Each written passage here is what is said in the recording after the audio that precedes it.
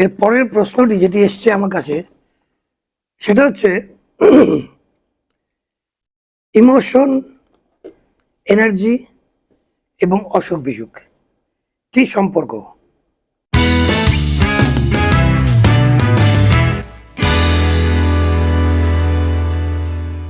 আমাদের শরীরটা এমনভাবে ডিজাইন করা রয়েছে যে আমরা যেন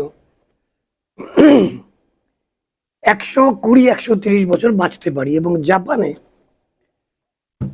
ওকিনাওয়া বলে যে জায়গাটা আছে সেখানে কিন্তু লোক 100 বছরের উপরে বাঁচে হাসি খুশি থেকে। আমার মতো এরকম মুড়ি চানাচুর খেয়ে। আমাদের শরীরে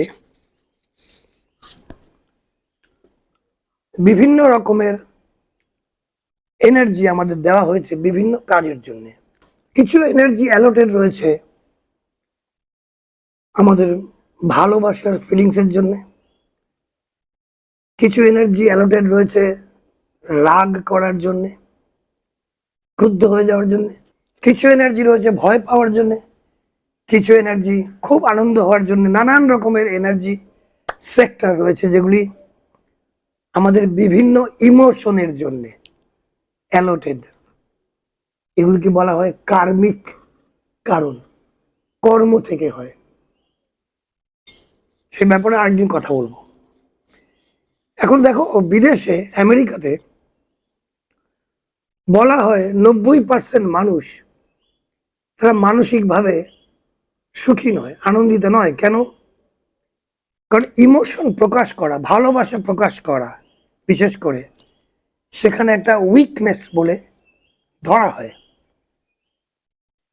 ইমোশনের প্রকাশ, বিশেষ করে ভালোবাসার ইমোশন, সেটা প্রকাশ করাটাকে দুর্বলতা বলে ধরা হয়। দুর্বলতা, উইকনেস, যার জন্য লোকেরা তাদের ইমোশন প্রকাশ করতে পারে না। মনে করো ভালোবাসার একটা এনার্জি, এটা একটা ইমোশন, সে প্রকাশ করতে পারছে না, তখন সেটা জমে থাকে, জমে থেকে সেটা অন্তর্মুখী হয়ে যায়, বাইরে বেরোতে পারে না, অন্তর্মুখী হয়ে যায়। এবং অন্তর্মুখী হওয়ার ফলে সেই এনার্জিটা আমাদের ভেতরে গিয়ে ছটফট করে, এজিটেটেড হয়ে যায়, টার্বুলেন্ট হয়ে যায়, অস্থির হয়ে যায়।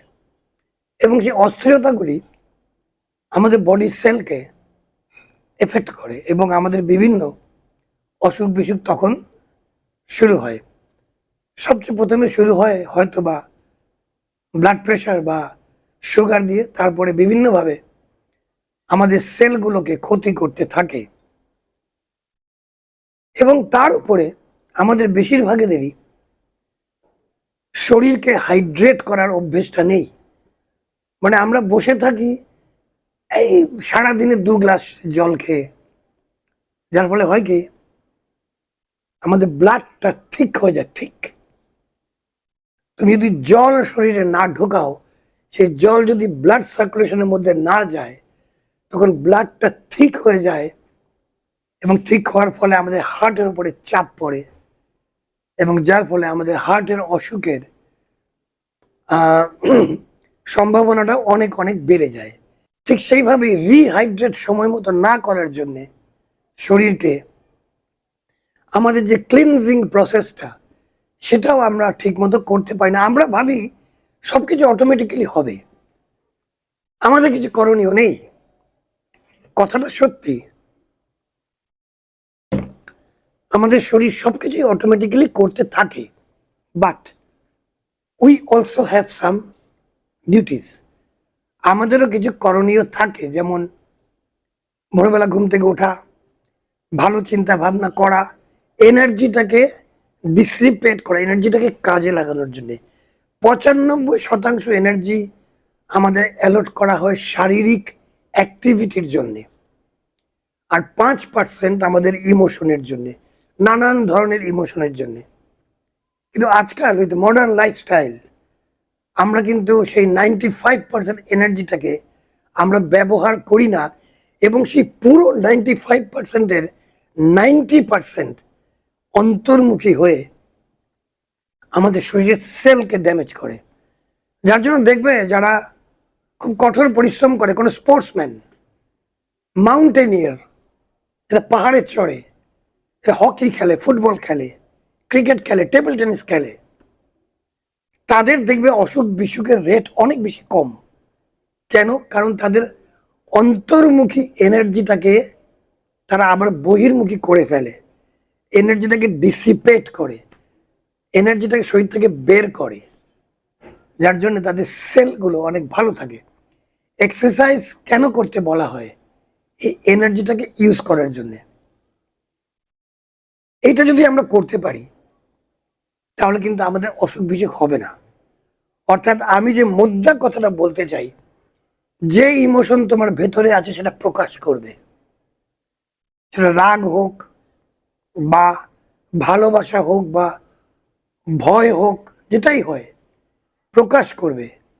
ভয় পেতে বলছি না, কিন্তু যদি ভয় পেয়ে থাকো সেটা প্রকাশ করবে, তাহলে সেটা ডিসিপেট হবে, সেটা বেরিয়ে যাবে, ছড়িয়ে যাবে, সেটা অন্তর্মুখী হবে না, বহির্মুখী হবে।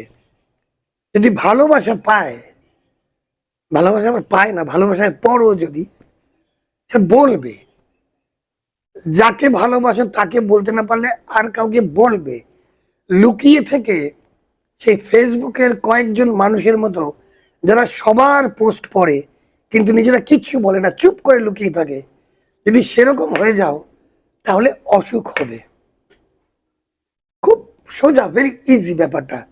ইমোশন প্রকাশ করবে, অ্যাক্টিভিটি করবে, শরীরটাকে নাড়াচাড়া করবে, শরীরকে রিহাইড্রেট করবে, অর্থাৎ জল ঢালবে শরীরের মধ্যে, তাহলেই দেখবে 130 বছর বাঁচাটা কোনো কঠিন কাজ নয়। আমি হয়তো বাঁচব না, কারণ আমি বহু বছর পর্যন্ত এগুলি জানতাম না। যদি ছোটবেলা থেকে জানতাম তাহলে অবশ্যই 100 বা 130 বছর বাঁচতাম। এখন হয়তো এখনো বাঁচবো, 80-90 অবধি তো বাঁচবই, তার আগে যাচ্ছি না। তোমাদের জ্বালিয়ে পুড়িয়ে কথা বলতে বলতে তোমাদের কান জ্বালাপালা করে তারপরে যাব। তোমরা সবাই ভালো থাকবে, তোমাদের সবার মঙ্গল হোক। আবার দেখা হবে। যাও, জিতে নাও।